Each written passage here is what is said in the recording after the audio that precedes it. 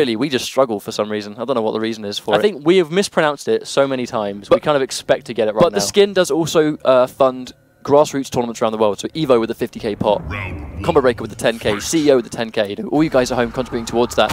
But we do have, he has opted to go for Ermac. Taco did tell us in Amsterdam that he does not like the mirror match. He heavily dislikes the mirror match for Sub-Zero. So I think he's opted to go for Ermac first, just in case. But wow, that was a nice wonderful anti-air from Taco. That was a really nice read there from Taco. Full combo, 32% damage. A lot of respect here. Just blocking on the opponent's wake-up, respecting that wake-up option. Oh, Rampage spending both of his bars, though. Here's the interesting thing, though. Ermac is going to be able to guarantee punish forward 4-2 clone and back 1-2 clone consistently. Oh, Taco trying to react to the Ice Ball with Teleport. Not quite getting it, but no doubt that is a thing. Oh, catches him right as he reappears. And there's the trade. That is one of the best trades in the game, I believe. Ermac managing to get a full combo from any move that trades with, full 30%. I think it is the best projectile trade, because Master of Souls Ermac with a Soul Ball trade is a free Vortex. You know, 30% damage, meterless into Vortex. I mean, that's a great trade for any Ermac player. Oh, there's a clean down to anti-air. Strong stuff from Taco, manages to take round 1. Rare footage of someone actually anti-airing Sub-Zero. Oh no, whiffs the jump in, but manages to still get the hit, still corner pressure. Rampage forced to use a meter to get out of the corner. Oh, and the neutral jump punch will take it. Rampage is spending a lot of his bar on those wake-up attacks. And he gets the reset. Oh, it does get the overhead Vortex situation. And he gets the full combo there. Nice damage. And there's the restand. I love the idea that, oh, amazing Vortex there from Taco. I like the idea that he was also spending the bar on that choke just to make the combo last longer. So by the time the combo is over, he has the 3 Soul Balls ready to Vortex once again. That's one like phenomenal. For those of you at home that may not be aware, the Master of Souls Ermac, as long as he's got those 3 balls orbiting him around, his back forward 2 will stun the opponent and restand them in place, regardless of when or where it hits them. So if you start the combo with it, or you end a combo with it and then you get the restand, using that meter burn makes the combo last longer, so you get the time for it to recharge. That gives you the restand. You can tell them, this was the sequence we saw here. So he gets the Vortex. By Vortex we mean putting the opponent in a 50-50 situation where you go high or low, you have to guess. Here's the thing, going for the meter burn slam there to make the combo last longer. So by the time the combo is over, he has the 3 Soul Balls restocked so he can Vortex once again. Interesting, he drops the combo there, but Rampage caught pressing buttons on wake up, which is where, that's when the stream became meaty and slapped him out of it. I think Rampage tried to wake up without meter. I think that might have been why he got tagged there. But you can see that's why Taco goes for Ermac. He doesn't like playing the mirror match, but Ermac seems to have good answers for what Grandmaster has to offer. Teleport is a clean punish on Ice Ball every time. Yeah, you can punish Ice Ball on reaction with Teleport, which gives you a free Vortex. You can punish, you can punish Clone with Choke, and that's another bait there from Taco getting the jump back. Nice capitalization. Again, Rampage forced to break, never having meter. And there's the point-blank Soul Ball, but not even an attempted punish from Alex. No doubt Taco will remember that for the rest of the set. And there's the slide, good hard knockdown. Wants to set up. Oh, goes for the throw, times it slightly too early. Instant jump in from Rampage, and he gets a clean jump. Meter burn teleport on wake up. Oh, wow. Oh, drops the follow-up. That's a force. Now he's got to wait for the Soul Ball to recharge. That's always one of the dangers of missing the Soul Ball. You have to wait for it to come back. Oh, almost backdashes into the clone. I see what Rampage was trying to do there, trying to bait him into coming in, but doesn't quite space it correctly. Oh, was this jump in now? Caught blocking low, catches the overhead. It's going to be a full combo. Oh, and he does drop the combo again. Taco not dropping any combos in the last game, and that was why it was such a dominant game. Backdashes into the Ice Ball. But the second he's starting to drop these combos, he's giving Rampages these chances. There's a 4-2-1, doesn't finish the string, knows he can be armored in between. Oh wow, and there's the clean throw from Rampage. Gives him the corner pressure, there's the down 3. Oh, jump back kick, really good prediction. Oh, did not have the health to armor through that there. Really smart stuff from Rampage. I mean, you can armor all the time, but if you don't have the health to actually take the hit, you will die anyway. Now you're cornered against Grandmaster Sub-Zero, this could be bad. Oh wow, uses the frame advantage just to guarantee a slide. Well, that was a very risky attempt there, the regular shatter. Oh my god, Taco dropping a lot of these combos, unfortunately. There it is once again, there's the teleport, down 1, Soul Ball, restand, breaks from Rampage, keeps the corner pressure, but no bar available. We're not really seeing Rampage convert from a lot of these hits, which could be big damage. And once again, drops the combo. A lot of drops in this one game in particular. I mean, Taco didn't drop any of his combos in the first game, and that was why it was so dominant. It's just now when you land these hits and you don't make them count. Times it, it's too early once again. Wake up grab, that must have been an executional error there from Rampage. Oh, catches a jump over, full crossover. Oh, again a combo drop from Taco. I think we are yet to see a full combo from either of these players in this game. And there's a clean jump in, but again, doesn't use a sprint to guarantee the round. Oh, he teleports into the clone.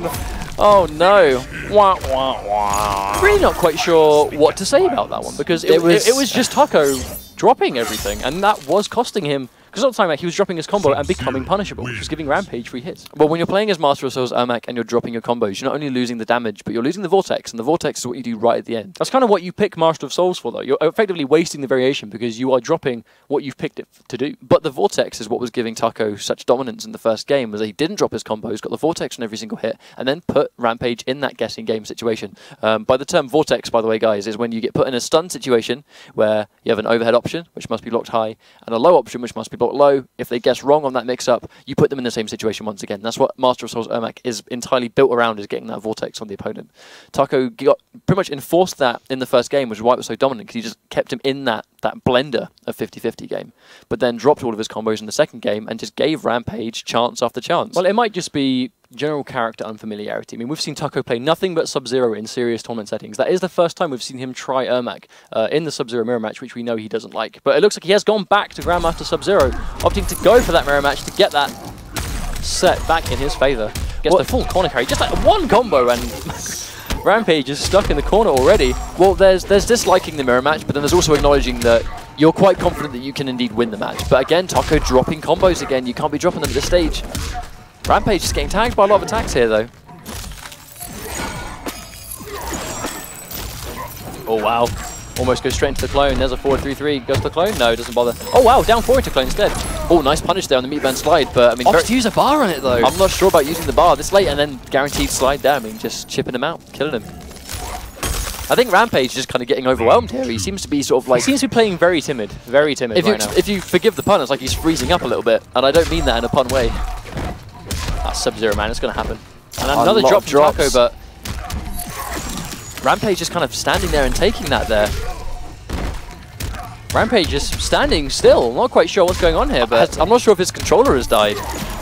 Has his controller died? Very, very unfortunate end of the match. I mean, obviously, you know, it's fair for Taco to make the most of that. What's going on? It looks like perhaps some connection issues from Rampage. Back it up. It's chaos. It's chaos. But you know, I mean, fundamentally, it's not on Taco for that. Like he was right to finish the match to take it. That is 2-1 Taco now. We're going to see what's going to go on there and see if we can get Rampage back in it. But you know, the set is still going on. It is by no means over. Well, it's 2-1. Yeah, it's 2-1 to Taco at the moment, and that was a very dominant game. I mean, he just kind of got caught. I guess he just got caught sleeping time after time, and then unfortunately, right at the end of the set, it kind of looked like his.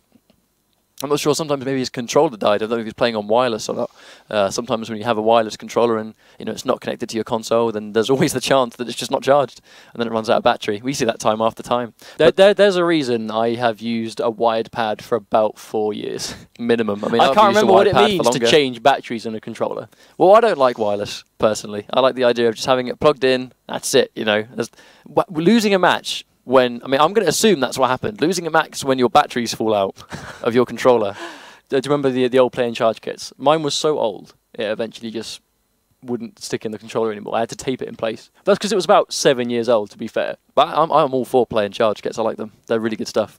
Better than batteries. Oh, I agree. By far. It prevents stuff like that happening, really, I suppose. It does look like... Rampage has left the lobby. We do apologise for the delay, guys. We're going to try and get him back in as soon as possible. But I mean, you know, we can see there that Taco is confident in the mirror match. He wouldn't have gone back for the Sub-Zero mirror had he not been confident that he could have taken. Well, he was very dominant, obviously. But before we had the issue, right at the end of the match, he was kind of just, you know, walking all over Rampage, for lack of a better term. He was kind of just 100% momentum. He was just going on and on and on and on and on. Like every hit was leading into itself. Even if he was dropping combos, he was then immediately getting another hit. So hopefully Rampage, when he gets back into the lobby, can pull himself together and bring this set back. No doubt. I mean, I don't know whether Rampage plays other characters. That's the thing. I don't know whether he plays other characters. But he took out Mitsuone, so this guy obviously has something to deal with this sort of play. Of course. I mean, I think if he picked Grandmaster against Mitsuone, that would have been a game of, you know, punish something that Mitsuone does and then put him in a situation where, you know, the pressure's on. You know, Grandmaster puts on pressure really well, especially when he puts you in the corner. You guys will see this time and time again, not just from our, you know, our streams here, but from all kinds of tournaments. The second Grandmaster puts an opponent in the corner, you know, he is in complete control of that situation against, you know, 95% of the characters in the game. So if you're just good at implementing that corner pressure, then you know, you're off to a good start playing Grandmaster Sub-Zero. Well, it's not something that is unescapable, obviously. No, it's not guaranteed you aren't getting out of the corner because a clone's up. There are ways you can get around it. But it is something that every character has to deal with. Once there is a clone, which is a walking walking. A stationary stun that if you touch, you will be frozen and you'll put straight back into it again. If the ice clone could walk, I would be very frightened. That would be terrifying. If you meteor burned it and it just started walking at you, oh, that'd be an idea. Don't even need to throw it. It literally just starts walking in your general direction. That would be really good. But no, I mean, really good. Once that's up, if you're in the corner and that's in front of you and Sub-Zero is behind it, chucking out moves that your armored attacks will absorb, but the ice clone's going to hit it first, like that's difficult. That is hard. It's a nightmare situation to be in, but you know, it's something that many of us have had to endure at this point. I mean, Sub-Zero is a very popular character. We have so many European Sub-Zero players here all the time, every week. You know, we have so many STP Hellbringer. You know, we have Useful Glue, Madzin, Taco. You know, Curtis G we had, obviously we have Rampage as well. It's so many Sub-Zeros that appear in these top 6. But it's all Grandmaster. That's the thing. It's all Grandmaster because it is just universally a very powerful variation. I feel like, well, I'm not saying that the other variations haven't been explored yet because every variation in this game has been explored, and that's, why people make their decisions on characters and variations and all kinds of stuff. But I think Grandmaster is just so strong. It's so good to win with, because the threat of the clone in the corner is so prominent. I think a lot of people they forego every other variation just for the threat of that clone in the corner. Because the thing is, Sub-Zero will corner you better than most in the sense that one combo, if you're 3/4 of the screen or closer to the corner, one combo from Grandmaster Sub-Zero, any Sub-Zero, will put you in the corner because there's so much corner carry on, the back, then slides a hard knockdown as exactly. Well. So it's back 1-2 freeze, 2-4-2, I believe, which has like a knockback on it. Run in 1-1-4-1. Everything is constantly moving Sub-Zero towards the corner, and then hard knockdown on the slide means a free clone. So it's basically, it's a good situation, and it's something that Sub-Zero players will be no doubt used to. I hope we can get Rampage back momentarily so we can finish this set. We are indeed remaking the King of the Hill right now. It's always unfortunate because obviously it's similar things that can happen in offline events. Players might accidentally hit the pause button. Their controller might die in the middle of a set. They might have problems like that, and it's always the worst way to lose a set, really. Well, the problem with losing in that situation is when it's not really your own fault. Well, I guess to some degree it depends on what the situation is. But well, it's no longer the game. It's because something outside of it happened which stopped it. It's a hard way to accept a loss. Really. But that's why NetherRealm put in that nifty little pause delay. That is one of my favourite features in any fighting game, is the pause delay. But you can tell that NetherRealm have taken a lot of things, from competitive tournaments and have gone, how can we address this? So it makes sense. You've got really things like pause delay, where, if you press the pause button, it doesn't count it, you have to hold it if you really want to pause the game, which eliminates the chance of accidentally pressing it in the middle of a tournament on your stick or on your pad or whatever. And it's little things like that I think I really like about the game. We are indeed trying to remake this King of the Hill. Once again, guys, we do apologise for the delay, as always. Trying to get this match ready as soon as we can for you. Do you reckon we'll see Taco do the Sub-Zero mirror match again? Obviously, Taco won the last match in that set, so he will be stuck with Sub-Zero for now. But we haven't seen Ricky play before on stream, so I can't really call whether he's going to change or he's going to stick to his guns. I don't know. I mean, Rampage clearly, I guess you'd pick your main in these situations. So at this stage, picking a secondary character, potentially, I'm not sure. Later on in the tournament, if you pick a secondary, a lot of people will pick the secondary first, because if you're really comfortable and familiar with your main, you can go secondary first, and then if it's not working, switch to the main and be comfortable. Or but that's exactly what we saw Taco do. He started with Ermac, got a really powerful game one. Execution did take quite a hit there. He was suffering quite considerably. He was dropping a lot of his combos. Lost the game because of it, and then went to Sub-Zero and proceeded to have a very dominant match. So that is kind of case in point, really, I suppose, of what we're talking about. Well, there is that factor to it. I also think that, Sub-Zero's combos are a lot more reliable, especially if you are a main. If you have a character as a main, the muscle memory has already been developed. So, the threat of you actually dropping combos is much lowered, I suppose. It's much more lowered. The chance of accidentally, pressing a wrong button or something like that. If you're playing as your main, you know exactly what you're doing. So I think, picking your main as the second character, if you don't like the mirror match, was a good call from Taco. But yeah, we are very much at the moment trying to get Rampage back in this room. We will wait as long as we can. I mean, obviously, luckily, fortunately, we haven't had to really ever go on in the bracket before. I think the closest we got was obviously a few weeks ago. Nivek had some... Nivek was a lucky man that day. Nivek had some considerable connection issues. We were waiting for, I believe it was about half an hour. We managed to wait. And then right as we were willing to go, okay, unfortunately we are going to have to move on. I'm sorry about that. He just joins the lobby. And he's there and he's like, oh, I'm here. Can I play? And then we're like, okay. Yeah, all right, fair enough. We were literally about 30 seconds maximum away from disqualifying him because he had taken so long to connect to us. But right as we were about to start... But that was the set against White-Black. That was the thing. It was a set against White versus White-Black. We were about to play Grand Finals, and then Nivek just joins the lobby, and there we go. But, it was a good set. Like, I'm happy we got to see that because it was such a good set, and I hope we can. See, Rampage is now back in the lobby, so hopefully we can get this started as soon as possible. Of course. But yeah, thank you very much, guys, for staying with us. Thank you very much for being patient. We have got Rampage back in the room and ready to play. Whether he goes for Sub-Zero, I'm not sure. I mean, I would, personally. I mean, obviously, if he had connection issues or if his controller ran out of battery, he was just kind of standing there in that set. Clearly not by his own accord. I don't know whether it was his, you know, I would go with Sub-Zero, knowing that, you know, well, that wasn't really a fair representation of him in the mirror, I believe. I guess we'll see how it goes now. I mean, at the start of the match, it still was very much Taco, but Taco was dropping a lot of stuff, which Sub-Zero can capitalize on very well.